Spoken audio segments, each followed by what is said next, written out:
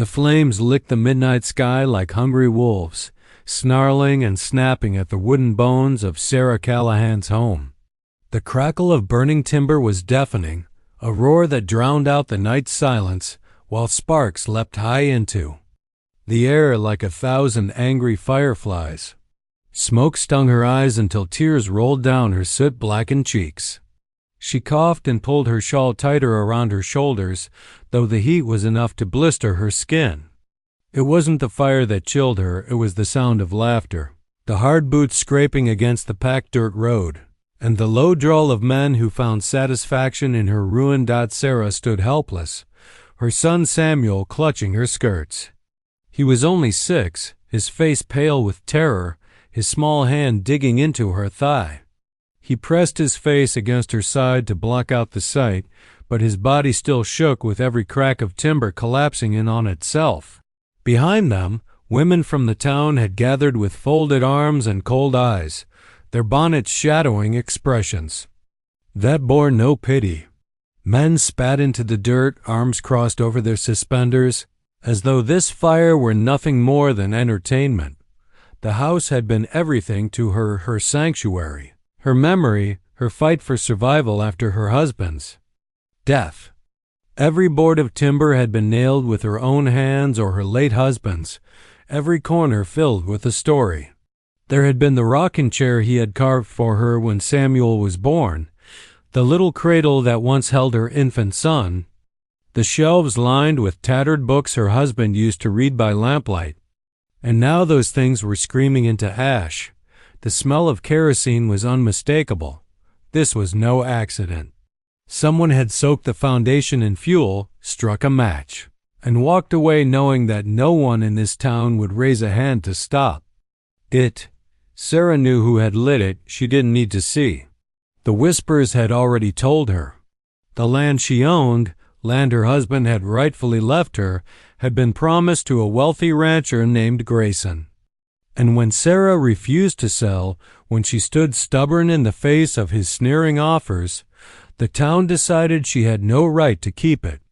A woman, a widow, a poor one at that, what claim could she have against a man with money and influence? She tasted bitterness at the back of her throat, not just from the smoke, but from betrayal. These people had dined at her table once, had accepted bread from her oven, had allowed their children to play in her yard. But when power called, they turned like dogs against her.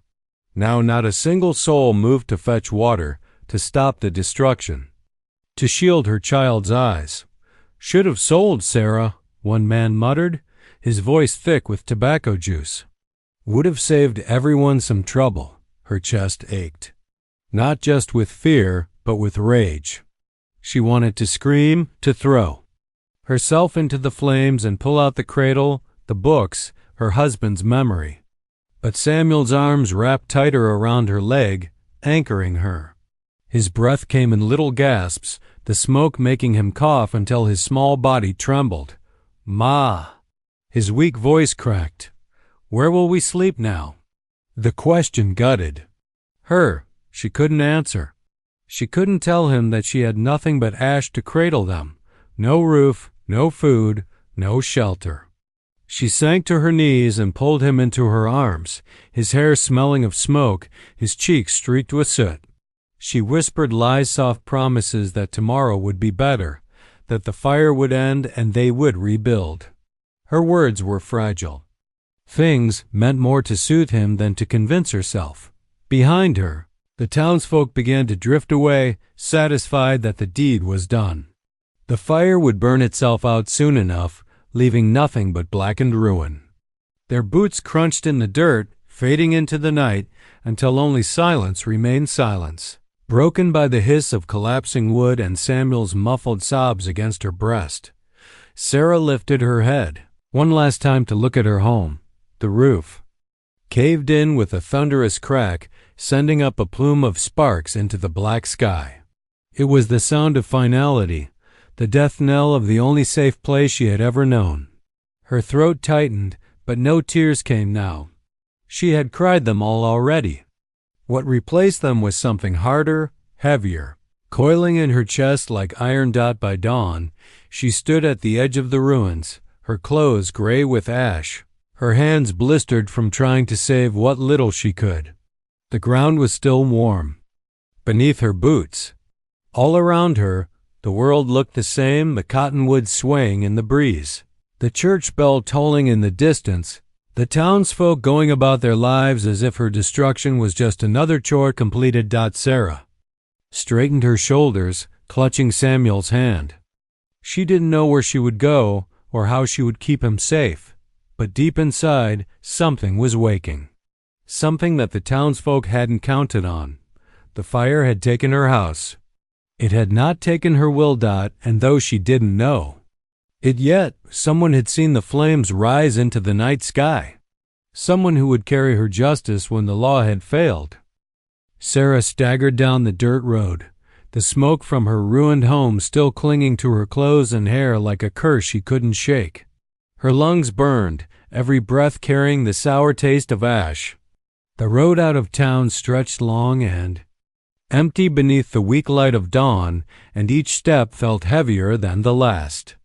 Beside her, Samuel stumbled, rubbing his fists into his swollen eyes. He was exhausted, his little body pushed far beyond its strength, but he refused to let go of her hand. His small grip was the only anchor she had left in a world that had turned against her. Her shawl, once a pale blue, was now smeared with soot and torn at the edges. She pulled it tight around Samuel's shoulders, shielding him from the morning chill, though her own body shivered with cold and fatigue. Behind her, she could still see the faint glow of her home smoldering, the last wisps of smoke twisting into the sky like a funeral pyre. She had no plan, no place to go. The barn she had hidden in through the night had been little more than a drafty shed with holes in the roof, barely keeping the boy warm. If not for the jug of water a passing farmer's wife had dropped by out of guilt, Samuel might have fainted from thirst. But Sarah knew pity was rare, and it would not save them again.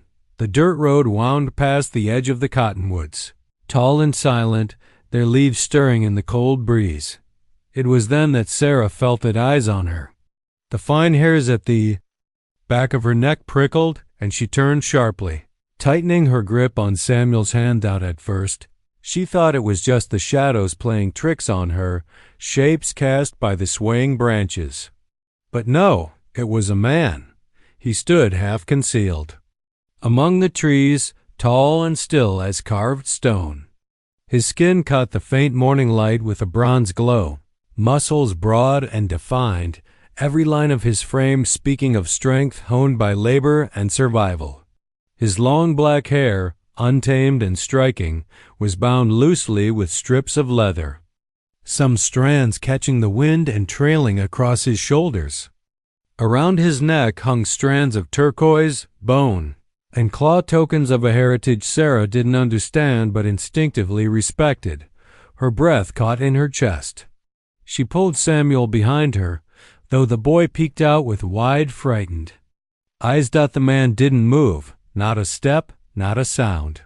He simply watched her, his gaze steady and unreadable. There was no cruelty in his eyes, none of the sneering triumph she had seen on the townsfolk's faces. But there was fire hotter than the blaze that had eaten her home. Sarah's heart hammered. She had heard whispers of men like him. Savage, the townsfolk called them, dangerous. Men who lived beyond the rules of white law, bound by codes and traditions no one in town cared to learn.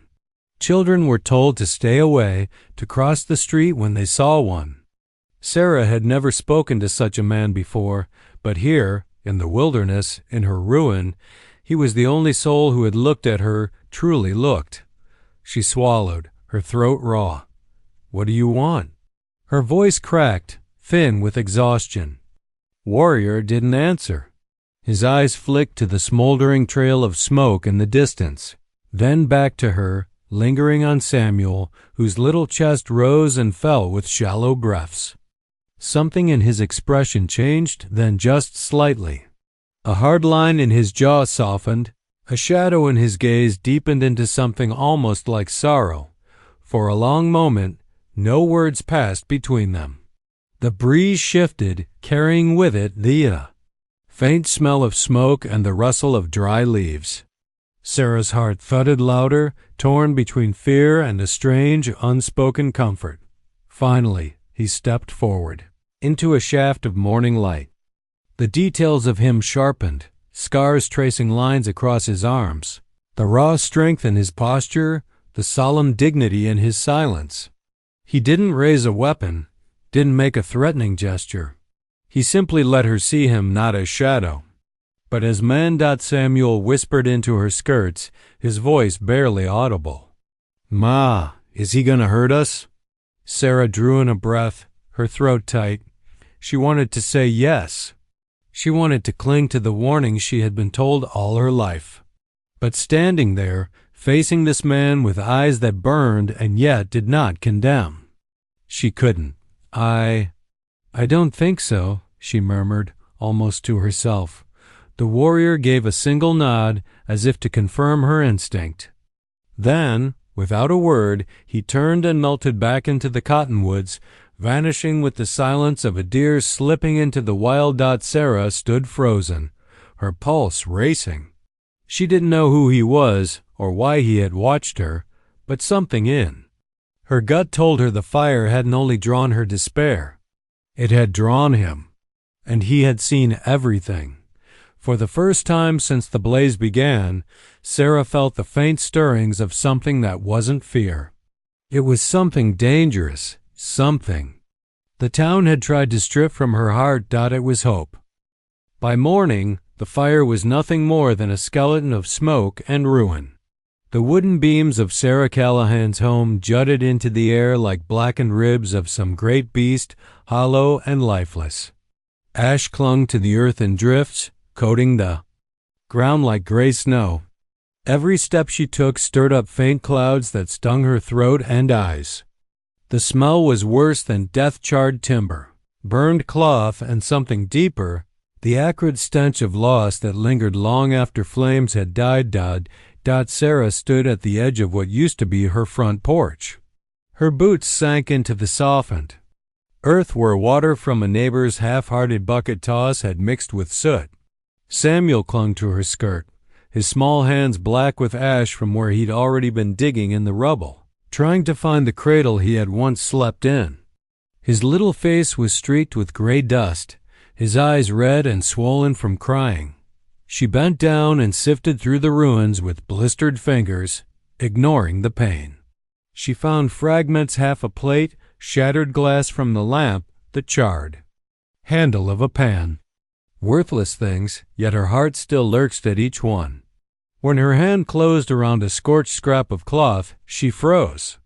It was the corner of her husband's old work shirt, the one he had worn the day he'd mended the barn roof. She pressed it to her chest, her throat tight with unshed tears. "Ma," Samuel whispered, crouching beside her. His small hand pointed to a hunk of warped metal. "Is that my toy horse?" She lifted the bent frame of what had once been a little tin horse, its legs twisted by fire. Her son's lip trembled. She couldn't find words, so she pulled him into her arms, holding him close against her soot-streaked shawl. His tiny body shook with sobs that cut her deeper than the fire ever could. From the road, voices drifted. "Fool woman," one man muttered as he passed. His boots crunched on gravel, his shadow stretching long in the morning light. Could have spared herself all this if she'd sold proper. Another spat into the dirt, not bothering to lower his voice. "Land don't belong to widows, never did. World works the way it should." Their laughter faded as they walked on, not sparing her or her boy a glance. Sarah closed her eyes, shame and fury burning hotter than the embers beneath her feet. She wanted to scream at them, to claw at their smug faces until they felt even a fraction of her pain. But she stayed silent, swallowing the rage like poison. To fight them now would only give them more reason to call her unfit, unworthy, undeserving. She knelt back into the ash, fingers digging deeper. She wanted to find one thing, just one thing that fire hadn't stolen. But every discovery was heartbreak. A spoon bent in half. A Bible blackened beyond reading. A porcelain doll's head cracked and empty-eyed. She clenched her jaw, fighting the helpless sobs that threatened to spill out. The sound of Samuel coughing dragged her back. His small chest rattled, his breath shallow and rough. She pulled him to her side, brushing the soot from his face, and whispered, "Hush now, love. We'll be all right." But the words tasted like lies. Behind them, among the shadows of the cottonwoods, movement stirred. Sarah lifted her head, her heartbeat quickening. For a moment, she thought it was just a bird or a deer. But then she saw him again, the warrior. He stood where the trees met the road, tall and still, his body framed by shafts of sunlight breaking through the leaves. His long black hair caught in the wind, loose strands glinting like strands of midnight. Across his chest, turquoise and bone gleamed against bronzed skin. His eyes were fixed on her, not mocking, not cruel, but sharp, intent, as though her grief carved itself into him. Sarah's breath caught in her throat. She clutched Samuel closer. Fear pricked her spine, but beneath it was something else. Why was he watching? Why hadn't he turned away like the others? She wanted to call out, but her voice failed. She could only meet his gaze across the distance.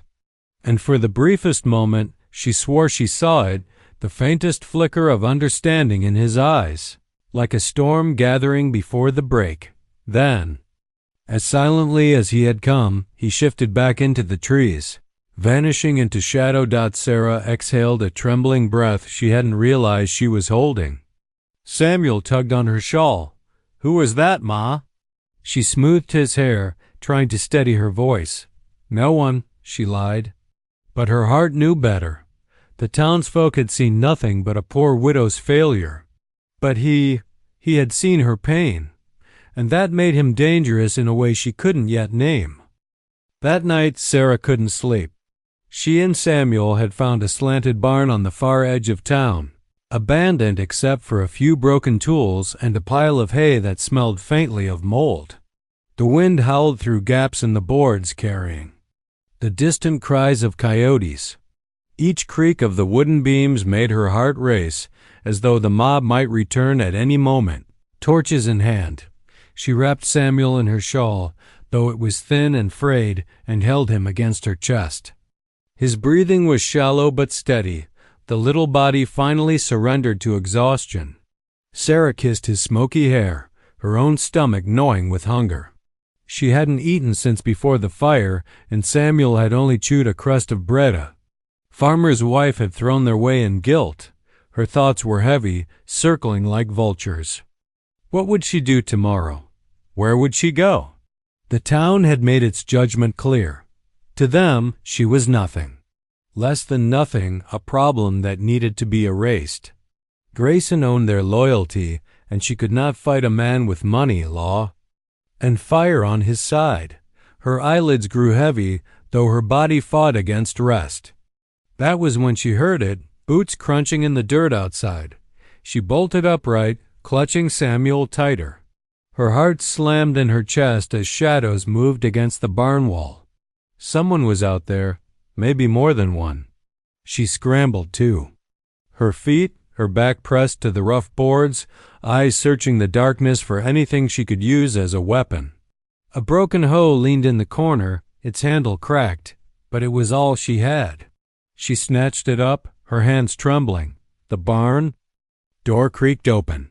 "Stay back," she hissed, her voice sharp despite her fear. "I'll fight if I have to." But the figure who stepped inside was not Grayson, nor any of his men. It was him, the warrior. Moonlight spilled through the open doorway, bathing his form in pale silver. He was shirtless, the planes of his muscles sculpted by shadow, his bronzed skin glistening faintly as though he had come from water. Around his neck, turquoise and bone caught the light, a silent testimony of a world beyond hers. His long black Hair fell over his shoulders, moving with the breeze that followed him inside. Sarah froze, her makeshift weapon still clutched in white-knuckled hands. Her pulse pounded in her ears. Samuel stirred at the sudden light, blinking up at the tall figure. The warrior said nothing at first. He crouched near the doorway and set something down, a clay jug and a bundle wrapped in deer hide. The scent of smoked meat filled the air, rich and savory, making Sarah's stomach clench painfully. He pushed them toward her with a steady hand, his eyes never leaving hers. Sarah's breath came fast. Why? Why are you here? His gaze flicked to Samuel, then to the woman still holding the broken hoe like a weapon. His voice, when it came, was low and steady, carrying the weight of stone. I saw the fire. The words were simple, but they struck her harder than a fist. He had seen it all. He had watched her life burn while the town laughed. And unlike the rest, he had not turned away. Sarah's grip on the hoe loosened, her strength draining. You shouldn't be here, she whispered. If they see you helping me. They will not, he cut in, his tone calm but certain. He shifted, pointing toward the horizon where the last faint glow of ash still lingered. They burned it for greed. For him. His jaw tightened. Tomorrow. I take your justice. Sarah blinked, stunned into silence. Justice? The word felt foreign, almost foolish. She wanted to laugh or cry or beg him not to say such things. What could one man, one native warrior do against a town that had already chosen its master? But he looked at her with a fire she hadn't seen in anyone else.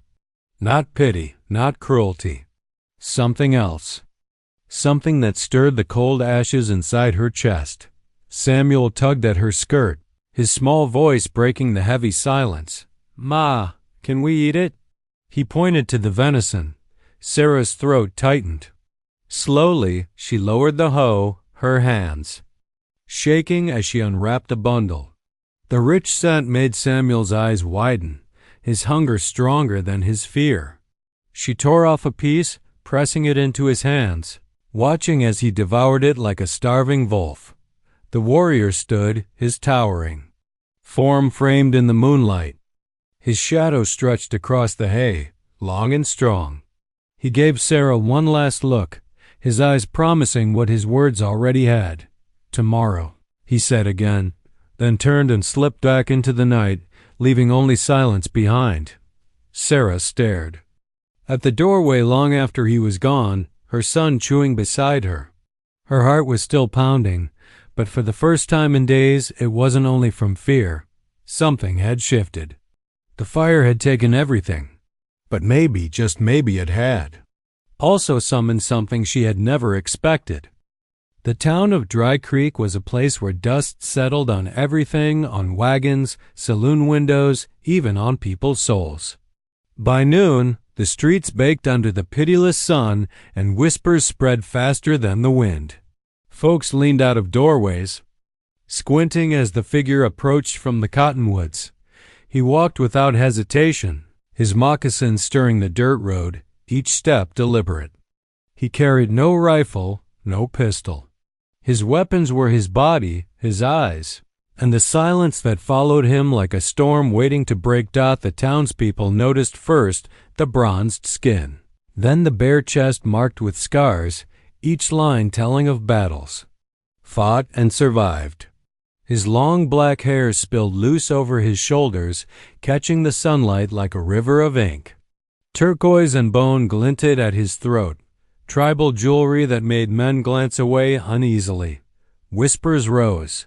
Red man. Someone muttered, "What's he doing here? He'll be dead for sundown if Grayson sees him." The warrior kept walking, his gaze fixed on the saloon, the den of men who had burned a widow's house to ash. He heard the hiss of muttered threats, the creak of chairs as men stood to watch. Yet he never faltered. The batwing doors swung open before he even touched them. Inside, tobacco smoke curled thick as fog. Dice clattered, whiskey sloshed, laughter died, and at the far table, with boots on the chair, sat Ethan Grayson. Broad, heavy, with a black beard and eyes that mocked the world, he held a glass of rye in one hand and a pistol on the table in the other. The warrior stepped into the saloon for a heartbeat. Silence pressed against the walls. The piano man stopped, playing mid-note. Even the drunk in the corner looked up, blinking. The warrior's voice was low, steady, carrying across the room. "You burned her home." Grayson's lip curled into a sneer. "Which one?" "I've burned plenty." The men around him chuckled, but the sound was brittle. "The woman," the warrior said, his eyes unwavering, "the one with the child, you left them in the cold." The laughter faltered. Grayson leaned forward, glass forgotten, pistol still near his hand. "You mean the widow, Sarah," he said slowly, savoring the name like poison on his tongue. "She wouldn't sell me her land, so I taught her what it cost to defy me. Ain't a man in this town who'd say I was wrong." The warrior's jaw clenched. His fists opened and closed at his sides, muscles taut as drawn bowstrings. "You will answer for it." The saloon held its breath. Some men looked away, ashamed. Others waited for blood. Grayson stood, his chair scraping loud against the floorboards. He was taller than most, broad in the shoulders, but when he faced the warrior, the room saw the difference. One man wore weight like armor. The other wore scars like honor. "You threaten me, Injun?" Grayson spat. "This town's mine.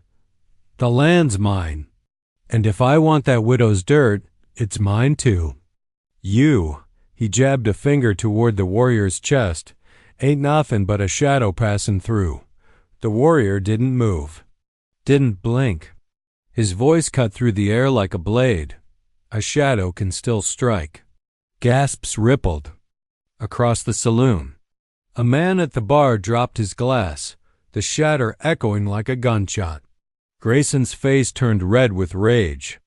His hand twitched toward his pistol, but before steel cleared leather, the warrior was there closer, swifter than a striking hawk. He pressed his palm against the barrel, forcing it aside, his other hand gripping Grayson's wrist with crushing force. The big man hissed, teeth clenched. As the warrior's strength bent his arm until the pistol clattered to the floor, the room erupted in shouts, boots scuffling, chairs toppling. But no one dared move against him. Grayson's bravado faltered. As he stared into the warrior's eyes that burned not with hate alone, but with the weight of justice, "You will repay what you stole," the warrior said. His voice was calm, steady, terrifying in its certainty.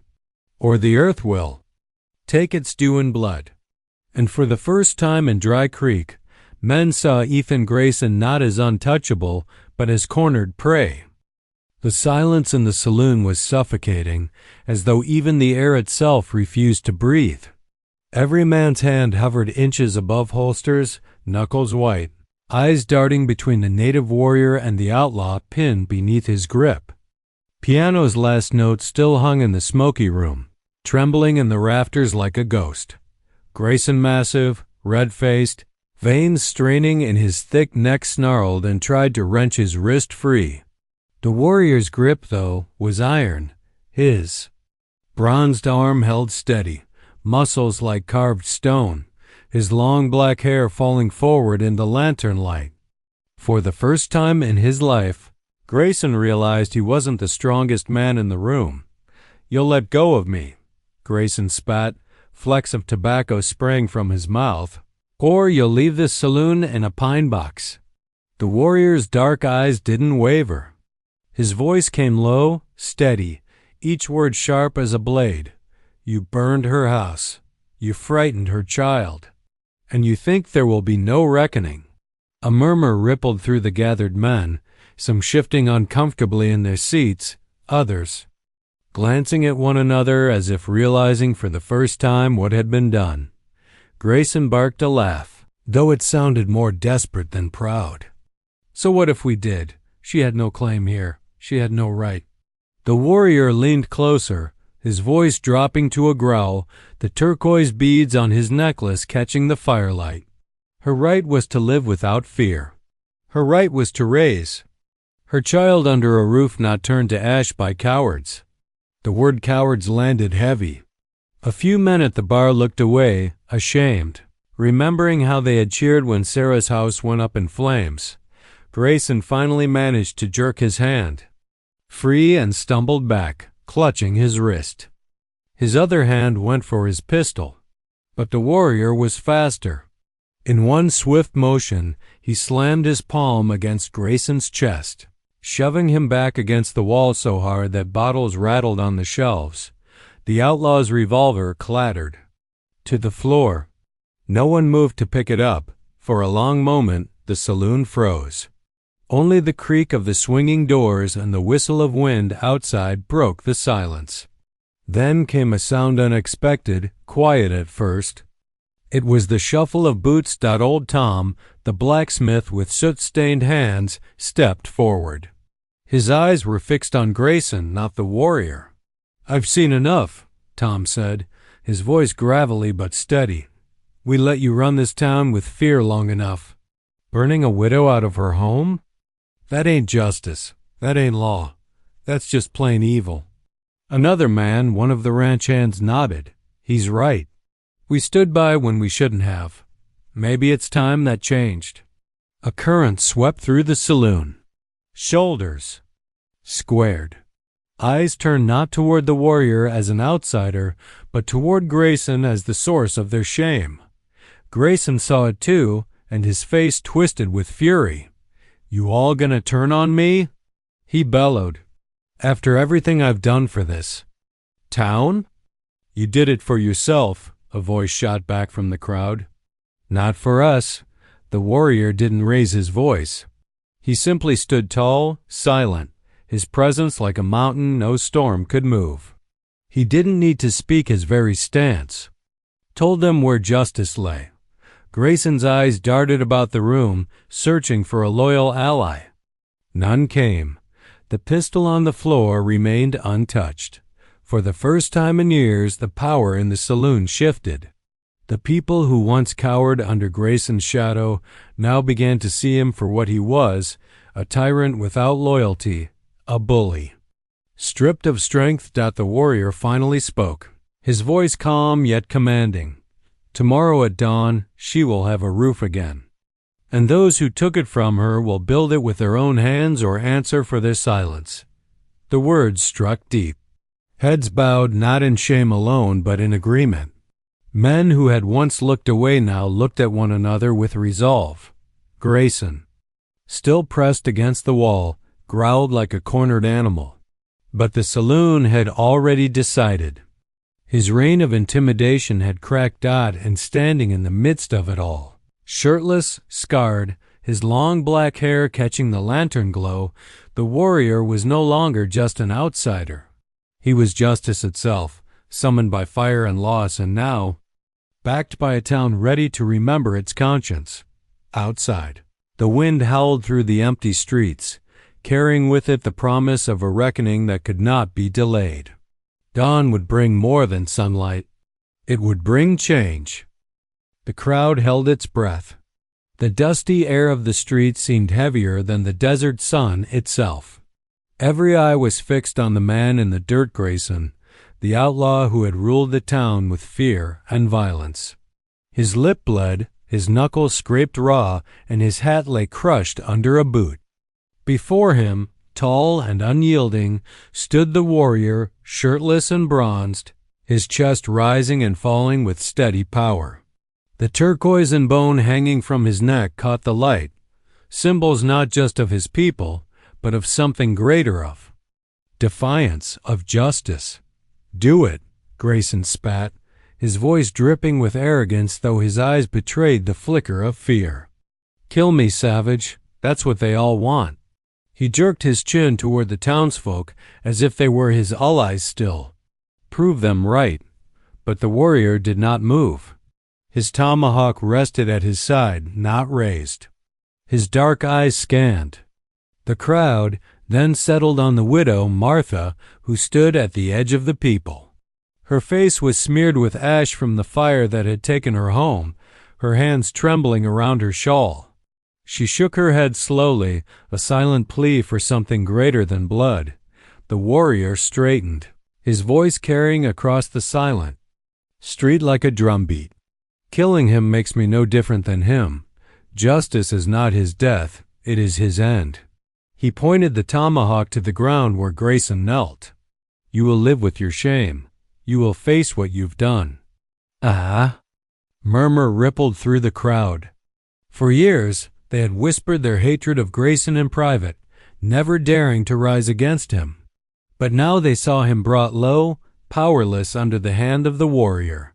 And for the first time, they believed he could be defeated. Sheriff Thompson, gray-bearded and long-shamed for his inaction, stepped forward, his revolver drawn not at the warrior, but at Grayson. His voice shook, but his words were steady. Grayson, you're finished. You're under arrest for murder, arson, theft, and every sin you've put on this town. He nodded toward two men from the crowd. Chain him. Gasps rose, followed by a tentative cheer as the townsfolk saw their sheriff reclaim his duty. Two men hurried forward, seizing Grayson's arms, forcing him into iron shackles. Grayson struggled, but his strength was gone, his allies scattered. His curses rang hollow against the rising voices of the people. For the first time in years, the town tasted freedom. Martha stepped forward, her eyes locked on the warrior. Tears brimmed, not of grief, but of release. You saved me. You saved all of us.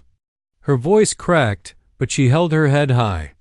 My home burned, but tonight I feel like we have won again, because you gave us back our courage. The warrior regarded her quietly. It was always yours. They just needed to see it. His gaze swept over the gathered crowd. Do not let fear rule you again. Stand together, and no man like him will ever own this town. The people nodded, some weeping openly, others clasping hands. A spirit stirred that had been buried under ash and whiskey for far too long. That night, the saloon was not a place of drunkenness but of rebuilding. Men and women carried planks of wood, hammering together what little they had to raise walls for Martha. Children fetched water, and elders shared food from their meager stores. The warrior worked beside them silently, his muscles straining under the weight of heavy beams, his long black hair damp with sweat. When the house's frame stood against the moonlight, Martha touched his arm gently. Why do you help us when this was never your fight? The warrior's eyes softened, though his voice remained low and firm. Injustice anywhere is a wound that spreads. My people know this too well. Today, it was your fire. Tomorrow, it could be mine. She understood, and her heart swelled with gratitude deeper than words could hold. By dawn, a new house stood where the ashes had been. It was not grand, but it was strong. Smoke rose from its chimney, not of destruction, but of warmth. The people of the town gathered there, their faces tired but alive with hope. The warrior stood at the edge of town, the rising sun painting his figure in gold. His tomahawk hung at his side, his turquoise glinting faintly. He did not wait for thanks or glory. He only nodded once to Martha, then turned his face toward the horizon. Where will you go? She called after him. Where I am needed, he replied without turning back. And with that, he walked into the wide expanse of the desert, his silhouette fading into the blazing dawn, leaving behind a town reborn not by fire, but by courage.